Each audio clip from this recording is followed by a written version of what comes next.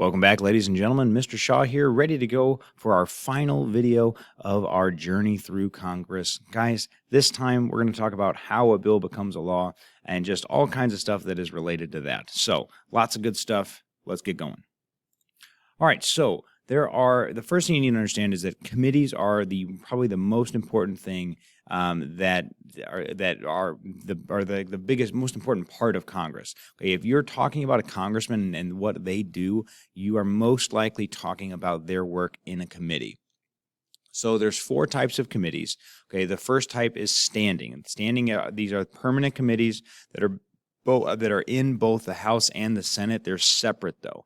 Okay, again, these are they're going to be all types of stuff. Like there's going to be a committee on agriculture. There's going to be a committee on education, on transportation.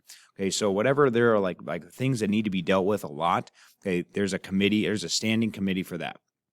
The next type is select committees. So these are temporary committees to deal with special issues. I like to think of this as like specific problems pop up, or specific investigations need to happen. So like if there is a hurricane or something, and the Congress needs to investigate the government's response to that, or an impeachment happens, for example, there's going to be a select committee for that. One that is in operation right now is the select committee to investigate the January 6th riot at the Capitol. And they're kind of trying to determine, what President Trump's role was in that, and who is at fault and who is to blame for what happened, and holding the people that were, essentially attacking the Capitol, responsible for their actions. The next type is a joint. One other thing on the select committee. After the select committee is done, after they have solved their problem or resolved the issue, they're done. They don't exist anymore. So that's why they're temporary. Okay, a joint committee includes members of both houses, and they will discuss special issues. So, for example, there's a joint committee on the Library of Congress. There's a joint committee on the maintenance of the Capitol, things like that. Things that involve both houses simultaneously. Again, there's going to be joint committees for those. And the last one is a conference committee, and this is going to be the main one that we talk about today, because this one is a temporary committee composed of House and Senate members, and what they do is they reconcile differences in legislation that has passed both chambers. So when a bill passes both houses of Congress and there's differences in that bill, a conference committee is going to meet, and they're going to work out the differences between those two bills. Again, because you can't send two bills to the president and be like, hey, take whichever one you like best. Okay, it has to be just one bill, and then the president is going to decide if he wants to sign that or veto that. Again, another thing about committees is going to be usually this in seniority system. The most desirable positions and the most desirable committee assignments are often going to go to the longest serving members of that committee. Again, part of the problem with the seniority system is that you would think that it might be a good thing, mostly because people who have a lot of experience probably are better lawmakers, but sometimes people who are not very good at their jobs but have been in their jobs for the longest time, they are the ones that get really important jobs, but they're not necessarily very good at them. So again, this is kind of problematic, but it is still kind of the main way that committee chairs especially are selected. Okay, don't write any of this. Okay, so again, just some different examples of standing committees. We have House standing committees, Senate standing committees. You see that they have a lot of the same ones. Agriculture, appropriations. Again, that means actually giving money to government agencies, armed services, budget. Again, et cetera, et cetera. Again, joint committees in Congress. Again, you see economic, the library, as I mentioned, printing, taxation, all kinds of stuff like that. Again, I just wanted to give you some examples. Anything that needs to be dealt with, especially for standing committees, they have a committee for that, and then the joint ones are just going to be about specific issues that pop up. Okay, sorry, I said specific issues that pop up. It's specific issues that both houses need to deal with. Okay, sorry, moving on.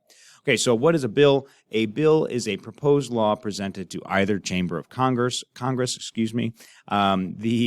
idea here, guys, is that a bill can usually start in either house unless it has to do with taxation. Then it has to start in the House of Representatives.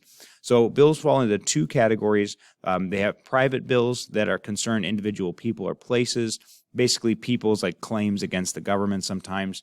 And then there are public bills that affect the entire nation and involve just like general matters. So things like, you think about like the idea, like a free community college is a popular idea among Americans right now. So like that would be a public bill.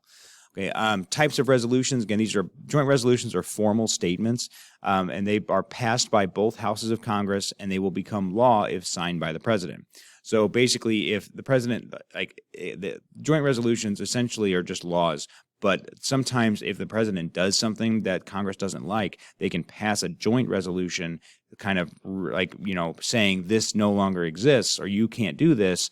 And then if the president signs it, then that means that whatever he did is nullified. But the president doesn't usually like to do that. So then Congress has to override that veto with a 2/3 vote. We'll get to that later. Again, where does a bill come from? It can come from a couple different places. Ideas for new bills come from private citizens. They can come from the White House. They can also come from special interest groups that want specific bills to be passed. Like, for example, the NRA, the National Rifle Association, can propose specific bills to congressmen about, deregulating, the right to bear arms and things like that. Senators and representatives must introduce a bill. Again, the bill is given a title and a number. So again, anybody that has ideas, they have to present those to senators or representatives. Okay, so the first part, again, after the bill is introduced by a senator or representative, again, then it's going to go to the committee, or the appropriate committee. Okay, so they can pass up a bill. They can pass a bill if they agree with it. They can mark up a bill with changes and suggest it pass. Again, that can be, I usually say that's an amendment. They can add amendments to it. They can also replace the original bill with a new bill. So if the original bill is not written very well, they can replace it with a new bill. Pigeonholing, again, you don't need to know what this is, again, but this is just a specific vocab word. They can ignore a bill and let it die. They can also kill the bill outright by a majority vote. Okay, so there's a lot of, committees have a lot of power when it comes to bills and determining kind of which bills are going to move forward. So basically, easy way to remember it or to think about it is that they will research it, they'll debate it, they can amend it, and then they vote on it, and if they want to pass it or not. Okay, the next thing is debating a bill. Okay, bills reach the floor of House or Senate, and they argue their pros, cons, and discuss amendments. Okay, the House accepts only relevant changes. The Senate does allow for what's called earmarks, which are funds for pork barrel projects, and sometimes those are also known as riders. So, like, if you need a senator to agree, vote for your bill, and they're like on the fence about it, you can say, okay, I'm going to add a rider for you, and it's whatever you want, something that you want. Now is going to be included in my bill. And now you're going to be more willing to vote for my bill because I gave you a rider that you wanted. Okay, so again, that's going to be on the House floor. Again, they're going to do essentially the same things that the committee does. They're just going to determine if it should move on to the next House. Okay, during debate, there's a lot of specific rules, especially in the House. In the House, the Rules Committee sets the terms for debate. They select the date, time, length, and then open or closed bill, meaning if it's going to be like a public session or a closed session. Remember that the House has to have more rules because it's 435 members. And without a lot of rules, it would just be chaos. Any debate would just really quickly break down. The Senate, though, since it's smaller, they don't have a whole lot of rules. They actually have like 0 rules. And the Senate, basically that was what allows the Senate to create what's called the filibuster. So the filibuster is when a senator gets up and starts talking about a bill, and he basically keeps talking until the sponsor of the bill decides to pull the bill from consideration. So that's why it's called talking a bill to death. So you can speak holding the floor for hours, and you can delay a vote until the bill's measures are withdrawn. So basically, you keep talking, and then the sponsors of the bill just say, okay, we're done. We don't want to hear you talk anymore. And then they pull the bill from consideration. The longest filibuster was 24 hours. That was by Strom Thurmond, and he was filibustering the Civil Rights Act of 1964. The Senate can end a filibuster with a 3/5 vote. If 3/5 of the senators agree that a filibuster should be ended, they can invoke what's called cloture, cloture vote, which is basically you just need 60 senators to agree that the filibuster should end. That's very rarely used. Again, it's really difficult to get all 60 senators to agree on something. So again, that doesn't happen very often. Again, so a bill is going to pass both chambers, okay, or it needs to pass both chambers in order to be sent to the president. Okay, again, it's passed with just a simple majority vote. Okay, again, a quorum must be met in order for a bill to pass, which means at least half of all members must be present. Okay, and then in order to pass both chambers, the bill must be exactly the same.